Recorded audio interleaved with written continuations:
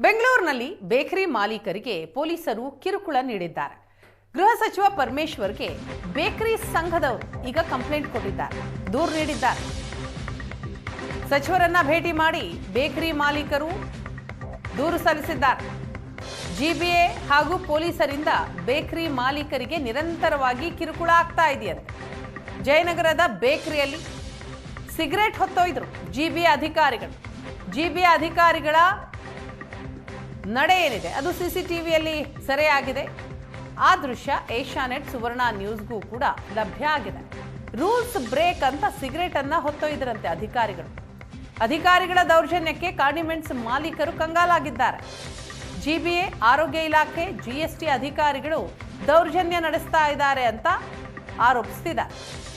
ರಕ್ಷಣೆ ನೀಡಬೇಕು ಅಂತ ಈಗ ಗೃಹ ಸಚಿವರ ಮೊರೆ ಹೋಗಿದ್ದಾರೆ.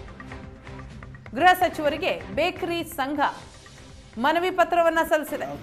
ಈ ಸಂದರ್ಭದಲ್ಲಿ ಗೃಹ ಸಚಿವರು ಸಮಸ್ಯೆ ಬಗೆಹರಿಸ್ತೀನಿ ಅನ್ನೋ ಭರವಸೆ ಕೂಡ ನೀಡಿದ್ದಾರೆ.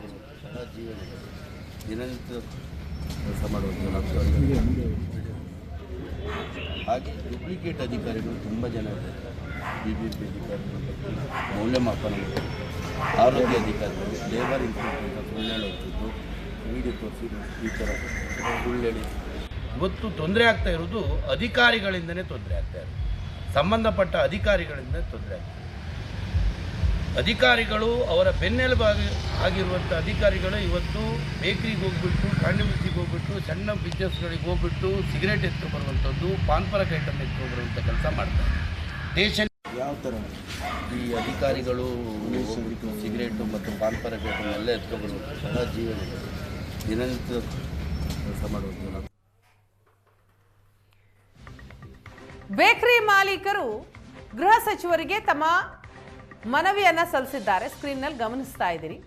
ಅಧಿಕಾರಿಗಳಿಂದ ತಮಗೆ ಯಾವ ರೀತಿ ದೌರ್ಜನ್ಯ ಆಗ್ತಾ ಇದೆ ಅನ್ನೋದನ್ನ ಸಂಪೂರ್ಣವಾಗಿ ವಿವರಿಸಿದ್ದಾರೆ.